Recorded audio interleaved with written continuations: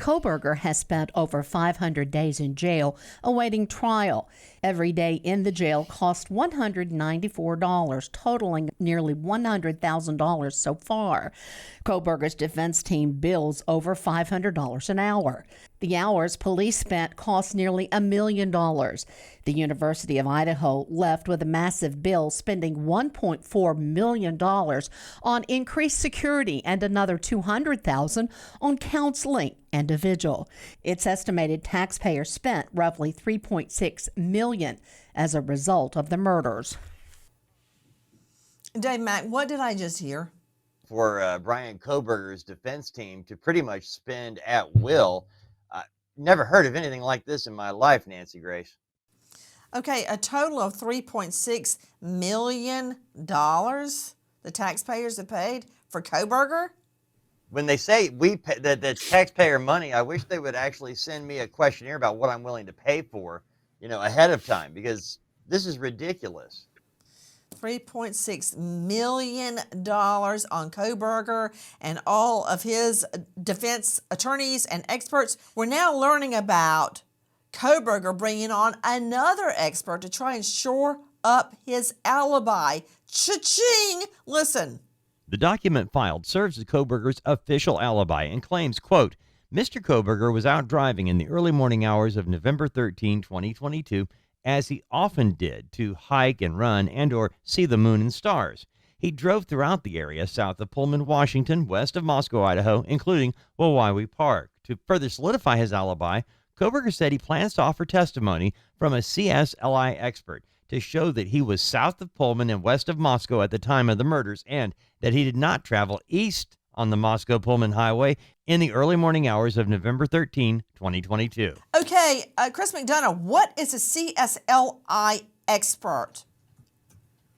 That expert, Nancy, will be an individual that will be able to tell investigators and or the jury what the signature is of that phone, i.e. the information coming out of that phone to the nearby cell towers.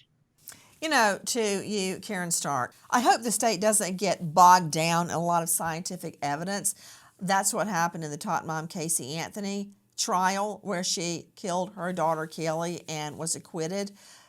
But that evidence was true, but it did get bogged down. You know what?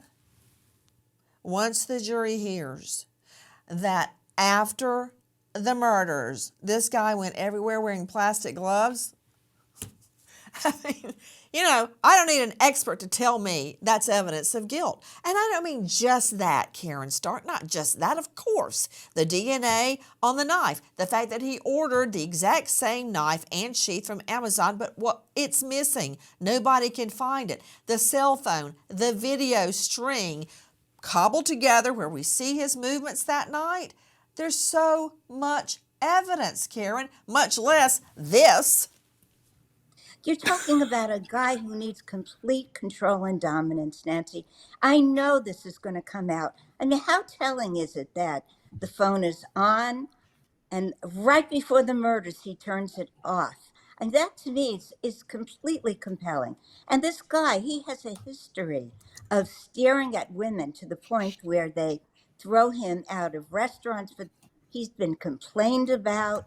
He's been said that he's odd. He takes control in a classroom. He studies how to do murders. I mean, that's his expertise. Well, Karen Stark, it hasn't come out yet, and I don't think that it will be part of the evidence because it will be very inflammatory. But when I was in Moscow and around Pullman speaking to people there, several female students came up to talk about how angry he would act at them, graded them much more severely than he did men. I mean, it was very compelling evidence that this guy hates women. I mean, I had to be a shrink to figure out why, but I bet the jury will never hear all that. Everything changing every day in the lead up to this trial.